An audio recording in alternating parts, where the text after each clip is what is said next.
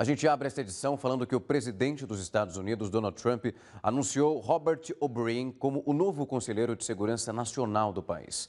Atualmente, O'Brien trabalha no Departamento de Estado. Ele vai ser a quarta pessoa a ocupar esse cargo durante a gestão de Trump. E o primeiro-ministro britânico Boris Johnson foi acuado por um pai desesperado num hospital. Isso aconteceu hoje, na região leste de Londres. Boris foi realizar uma visita ao hospital universitário Whitcross. Ele cumprimentava os trabalhadores quando ele foi surpreendido por o pai de uma menina que tem 7 anos e que reclamou da falta de médicos e enfermeiros trabalhando nesse local. Indignado, Omar Salem acusou o primeiro-ministro de ter destruído o Serviço Nacional de Saúde inglês e de fazer uma propaganda para a imprensa. Johnson negou que houvesse membros da imprensa naquele local, mas ele ficou sem palavras após o pai apontar para um grupo de repórteres que gravavam essa cena. Na sua página no Twitter, Salem se descreve como um ativista do Partido Trabalhista, criador do sistema de saúde britânico e também de oposição do Partido Conservador de Johnson. E um dos principais membros de oposição ao governo de Nicolás Maduro foi solto nesta terça-feira. Edgar Zambrano é vice-presidente da Assembleia Nacional da Venezuela e estava preso desde maio.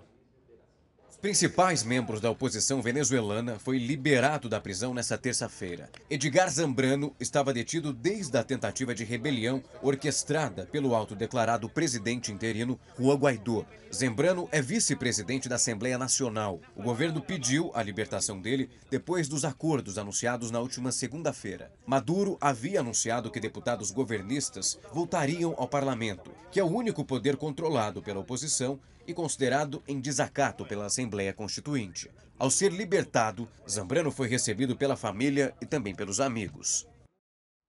E o Brasil não vai discursar na cúpula do clima da ONU, que acontece na próxima segunda-feira. Segundo a organização, o país não apresentou nenhum plano para aumentar o compromisso com o meio ambiente. Outros países também vão ser vetados, entre eles Estados Unidos, Japão e também Coreia do Sul. Os níveis de ocupação no Brasil voltaram aos patamares de antes dessa crise. No trimestre encerrado em julho, o país tinha 93,6 milhões de pessoas empregadas, o maior da série histórica do IPEA, iniciado em 2012. Antes dessa crise, o pico havia sido registrado em dezembro de 2014, quando 92,4 milhões de pessoas estavam ocupadas. Apesar desse crescimento no número de ocupados, houve um aumento na desigualdade de renda e também da informalidade. A taxa do desemprego no Brasil ainda é alta, está na casa dos 11,8%. O número de trabalhadores informais chegou a 11,7 milhões de pessoas e aqueles que trabalham por conta própria, mas não têm CNPJ, eram 24,2 milhões de pessoas até o final de agosto. O estudo do IPEA ainda indica que famílias de renda muito baixa estão diminuindo seus ganhos médios, enquanto as classes mais ricas tiveram um aumento salarial. De acordo ainda com esse estudo, a inflação foi mais forte nas classes mais baixas. O aumento nos preços da energia elétrica, tarifa de ônibus e dos medicamentos foi o que mais contribuiu com o aumento dessa diferença. O Tribunal Superior Eleitoral decidiu que o uso de candidaturas laranjas para fraudar a participação feminina em eleições pode resultar na cassação de uma chapa inteira. A decisão foi tomada no julgamento de uma coligação formada para a eleição na Câmara dos Vereadores de Valência, isso no Piauí. 5 dos 29 integrantes dessa chapa eram laranjas. Os eleitos perderam o mandato e vão ficar inelegíveis por 8 anos. A lei eleitoral determina um percentual mínimo de 30% para as candidaturas femininas. A gente fala agora de economia porque o dólar comercial está vivendo um dia de alta hoje. A moeda é vendida a R$ 4,10. A alta tem a ver com a redução da taxa de juros do Banco Central americano em 0,25%.